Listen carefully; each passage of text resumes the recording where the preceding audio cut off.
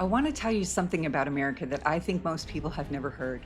And by the end of this video, I think it's going to change how you see this country. Not because it's a feel-good story, though parts of it genuinely are, but because it's a true one.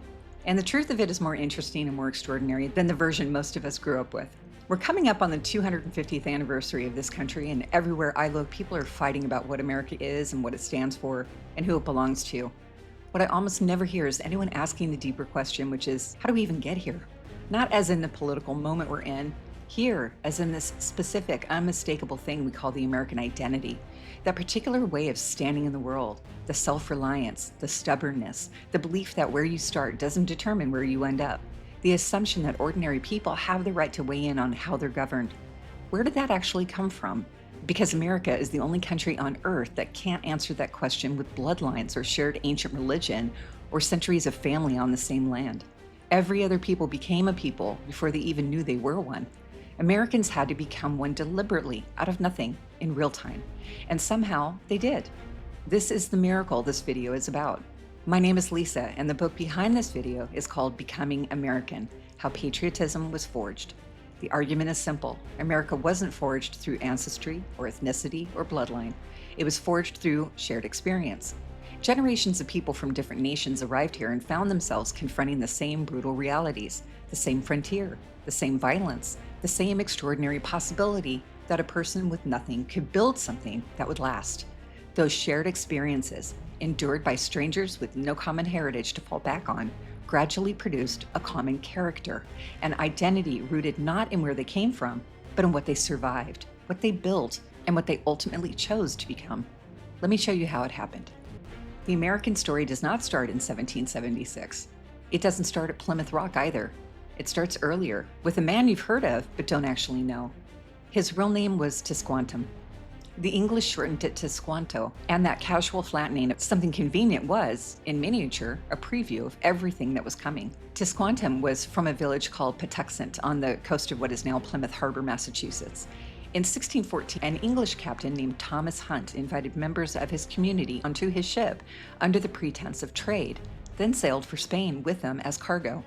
There is a document in an archive in Malaga, Spain, dated 1614, with Hunt's signature, recording the sale of more than 25 indigenous men into the slave market.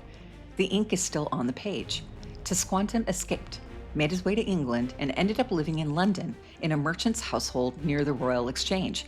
Not a curiosity in a cage, a man in the center of the most ambitious commercial enterprise in English history, paying very close attention. He came back to New England in 1619, and when he reached the shore, he went home to his village. But his village was gone. It wasn't abandoned. It was erased. A catastrophic epidemic had swept through the coastal nations between 1616 and 1619, carried by European traders who'd been working that coast for decades. Villages that had thrived for generations were emptied. The disease moved faster than anyone could explain or stop. Tisquantum stood on the shore of his homeland and found silence. Every person who had given him his name and his place in the world was dead. A year later, the Mayflower dropped anchor in that same harbor. The people on board were sick, terrified, and completely unprepared for what they faced. They didn't know the cleared fields they were looking at had been cleared by the dead. Tisquantum watched through that first brutal winter as half of them died. In the spring, he walked out of the tree line and introduced himself in English. That moment, a man who had lost everything, choosing to help the people who represented everything that had happened to him, is the real beginning of this story. But first, why did anyone go at all? A German immigrant named Gottlieb Mittelberger crossed in 1750 and wrote about it afterwards so people would understand what they were signing up for. Passengers were packed below deck in spaces the size of a large coffin, sometimes 200 to 400 people in the space built for a fraction of that. The water went bad within days. The food was already infested before the ship left harbor. When North Atlantic storms hit, passengers were sealed below in total darkness, thrown against the hull for days at a stretch. The crossing took 6 weeks to 3 months. 500,000 people made that crossing between 1607 and 1775, and most of them knew exactly what they were getting into. They came anyway, not because they were reckless, but because the life they were leaving was already a dead end. English Puritans leaving persecution. Scots-Irish farmers squeezed off of land their families had worked for generations. German families who had survived 30 years of religious war.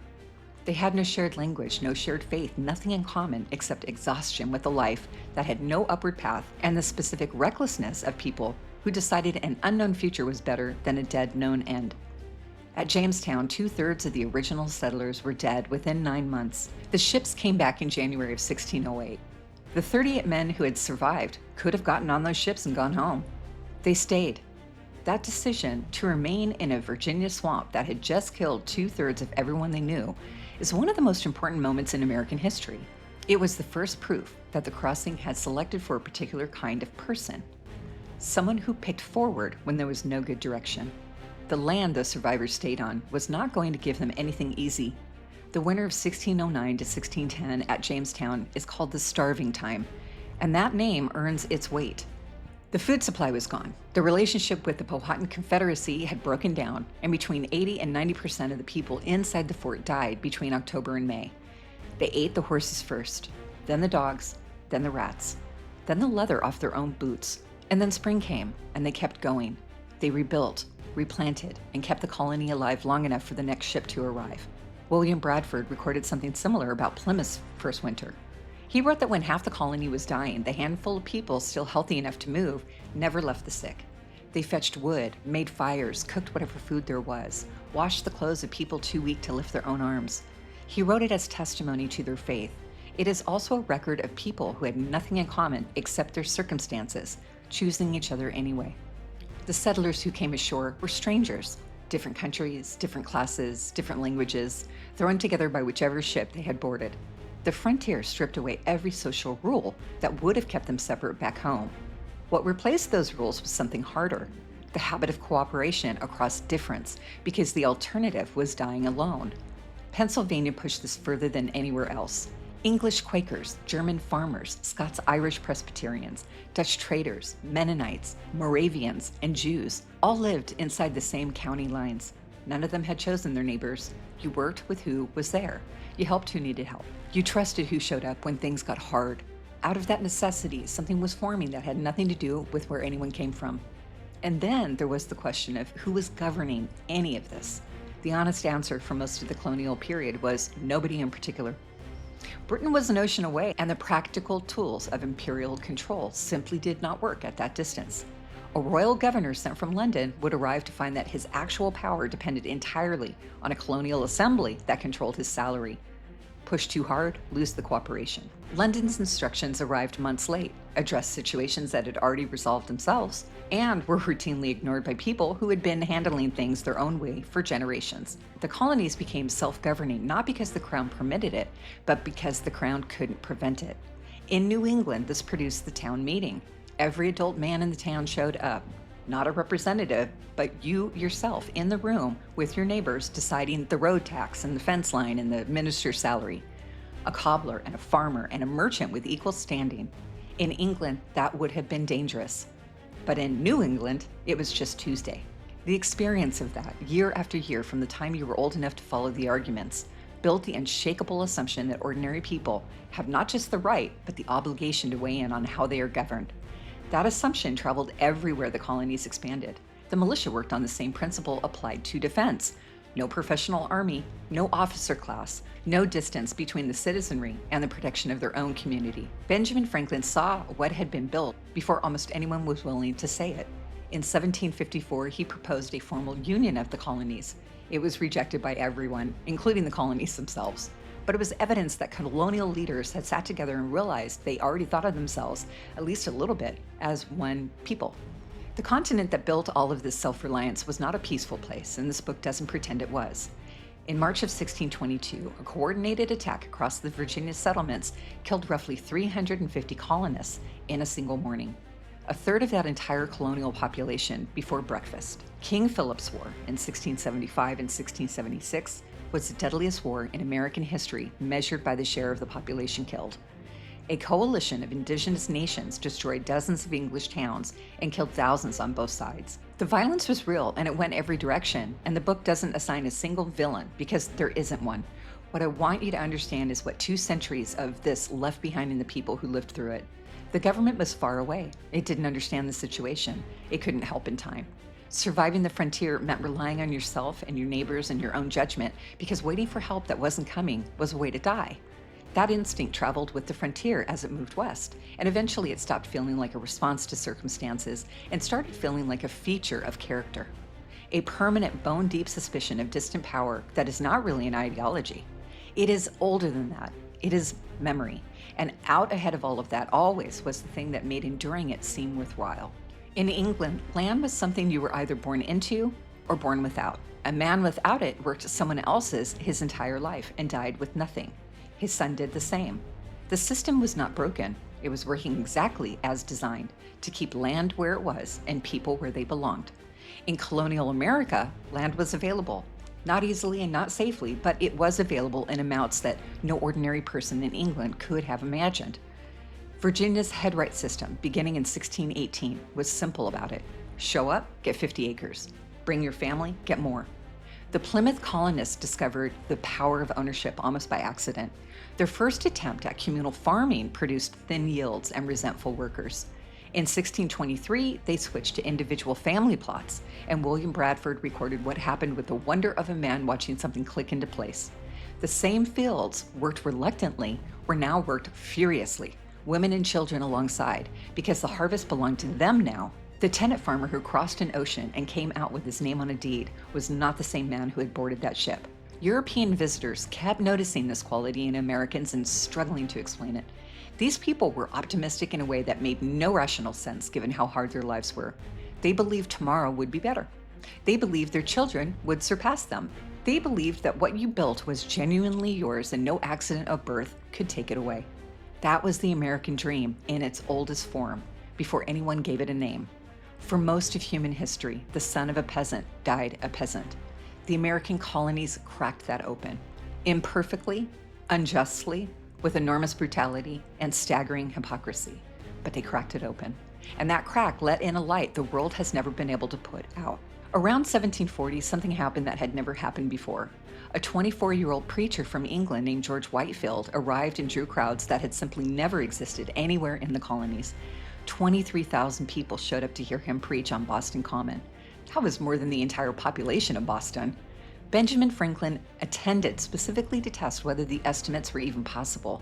He stood at the outer edge of the crowd, confirmed that Whitefield's voice carried clearly to where he stood, admitted he found it hard not to be moved, and then emptied his own pockets into the collection. Whitefield wasn't building a denomination. He preached to everyone, Presbyterians, Quakers, Baptists, people with no church at all, and refused to be claimed by any single tradition. He preached not doctrine, but experience, the immediate personal reality of a relationship with God that any ordinary person could have directly, without a bishop or a priest in between. That message landed in colonial America like a match in dry timber. He toured the colonies 7 times, preaching in fields and town squares because no building could hold the crowds. What he created was not a religious movement. It was the first pan-colonial shared experience in American history. For the first time, strangers across 1,000 miles of coastline had heard the same voice and felt the same thing at the same time. By 1750, something had emerged in these colonies the world had never seen and didn't have a name for. It wasn't English, wasn't German, wasn't Scots, Irish, or Dutch. It was something new, forged not from any single heritage, but from shared experience, a century and a half of building a life in a place that offered everything and guaranteed nothing. It was American, a full generation before anyone called it that. In 1768, Britain sent troops to Boston. Not new taxes, troops. The moment you put soldiers on street corners in a city that has governed itself for 100 years, you stop arguing about policy and you start arguing about whether the people there are subjects or citizens. They already knew the answer. On the night of March 5th, 1770, a crowd gathered around a small group of British soldiers near the customs house. Snowballs and insults were thrown. The soldiers fired. 5 colonists died. Paul Revere engraved the event, called it the Bloody Massacre, and circulated it across the colonies. It wasn't entirely accurate, but that didn't matter. 3 years later, colonists threw 342 chests of tea into the Boston harbor, not because the tea was expensive, but because Parliament had asserted the right to tax people it didn't represent, and they were done accepting that. Britain's response closed Boston's port, stripped power from the elected assembly, and expanded the quartering of troops in private homes. Within months, 12 colonies sent delegates to Philadelphia. They came as Virginians and Massachusetts men and Pennsylvanians. By April of 1775, both sides were out of moves that didn't involve guns. 77 militiamen were waiting on the green at Lexington when a shot nobody has ever been able to attribute to anyone started a war. Then Thomas Paine, who had failed at almost everything in England, published a pamphlet called Common Sense that attacked monarchy itself, calling the king a royal brute, and told ordinary people they had the power to begin the world over again. 120,000 copies in 3 months, 500,000 by the end of the war. Then Thomas Jefferson spent 17 days writing a declaration. Franklin edited it.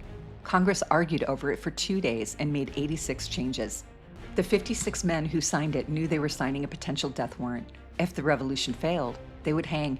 Franklin said they must all hang together, or most assuredly they would all hang separately. Later accounts describe a pensive and awful silence as each man came forward. They signed anyway. The war that followed lasted 8 years and nearly failed a dozen times. The winter of 77 to 78 at Valley Forge came closest to ending it. Washington led 12,000 men in there with clothing so inadequate that soldiers wrapped their feet in rags and left bloody tracks in the snow. More than 2,000 died, not in battle, but from disease and cold and hunger. Washington wrote to Congress that unless something changed immediately, the army would have to starve, dissolve, or disperse. Congress didn't adequately respond. The army held anyway. And the story of that war is not complete without the women who made holding possible. Hundreds traveled with the Continental Army doing the work that kept soldiers alive, cooking, washing, nursing the sick. Deborah Sampson disguised herself as a man, enlisted, served over a year, was wounded twice, and treated herself for her wounds to avoid discovery. When her identity came out, she was honorably discharged with a full pension. Mary Ludwig Hayes carried water to artillery crews at Monmouth, and when her husband collapsed at his cannon, she took his place and kept firing. Polly Cooper, an Oneida woman, walked 400 miles with her nation, carrying corn to feed Washington's starving men at Valley Forge, stayed to teach them how to cook it safely, and refused payment. Abigail Adams wrote to John in 1776 to remember the ladies. He wrote back that he couldn't help but laugh. History has been less amused. The war turned at Saratoga in 1777 when a British general surrendered nearly 6,000 troops. France had been watching. Saratoga changed the calculation. France signed an alliance, Spain and Netherlands followed, and a colonial rebellion became a world war. Yorktown ended it in October of 71. In December of 1783, Washington met his officers for the last time in New York. He tried to speak, but he couldn't. His hand was shaking. He embraced every man in the room one by one, his face wet, saying nothing that anyone wrote down because nothing needed to be. Then he got on his horse and rode away. Winning the war turned out to be the easier problem. The states that came out of the revolution agreed on almost nothing. Their first attempt at a national government couldn't tax, couldn't enforce anything, couldn't make states do what they didn't want to do. In the summer of 1787, 55 delegates gathered in Philadelphia and replaced it entirely. What they produced over 4 months of argument is still the oldest written national constitution in active use anywhere on earth. It nearly fell apart over representation. It contained a compromise that is genuinely hard to sit with, where enslaved people were counted as 3/5 of a person, not because anyone believed it was just, but because the alternative was no union at all. That contradiction was written in on purpose on that day in that room. When it was over, Benjamin Franklin, 81 years old, and carried it into the hall each morning, was asked what they had made. A republic, he said, if you can keep it. Several states only ratified on the condition that a Bill of Rights would follow immediately. 10 amendments were ratified in 1791. And here's what I want you to understand about those 10 amendments. They are not abstract legal ideas. They were written by people who had personally lived through the absence of every protection in them. Soldiers in their homes, trials 3,000 miles away, searches without cause. Every word came from lived experience. The Constitution they built has held through a civil war that killed 600,000 people, through 2 world wars, through everything this country has faced in 2.5 centuries. That is not luck. It is the result of something the colonial period spent 150 years producing. A people who had earned the capacity to govern themselves through the hardest possible education. Now, let me end with a story. In 1900, a woman named Serafia boarded a ship in Sweden with her husband and 8 children and crossed the Pacific to San Francisco. When they arrived, an immigration officer wrote their last name down wrong, and in one afternoon on a dock, a Swedish family became something slightly different. Sarafia worked as a caregiver for elderly families in San Francisco, and she was so devoted to the people she cared for that some of them left her property when they died. A woman who arrived with almost nothing became a property owner through character alone. Her daughter Agnes came 5 years later, married a Norwegian immigrant, had 4 children, and then lost everything in the Depression: her husband, her health, and finally her own life at 49 in a one-room apartment in Oakland. By every measure, that story should feel like tragedy. It doesn't, because Agnes raised children who are still here. The thread didn't break her when she died. Her grandson John parachuted into Normandy on D-Day with the 101st Airborne, was captured, somehow rejoined his unit 5 weeks later, and then parachuted into Holland and was killed by a sniper. He was 20 years old. A Dutch family tended his grave for 4 years through the rest of the war and the years after that, in the way that people do when they understand what was paid for on their behalf. In 1949, John was brought home and reburied at Golden Gate National Cemetery in San Bruno, California, a short drive from the dock where his grandmother had arrived 49 years earlier with a misspelled name and a handful of dollars. That is the whole story of this book, compressed into one family. My family. It is almost certainly the story of your family too, whatever ocean they crossed, whatever dock they left from, whatever name got written down wrong when they arrived. The freedom you have right now was not given to you. It was purchased at a price that should never be forgotten by people who had never had it and refused to live without it. The book is called Becoming American: How Patriotism Was Forged. It goes deeper than this video could. Read it, listen to it, and if you know someone who needs to be reminded of what this country actually is and where it actually came from, give it to them. America turns 250 this year. This is how we got here.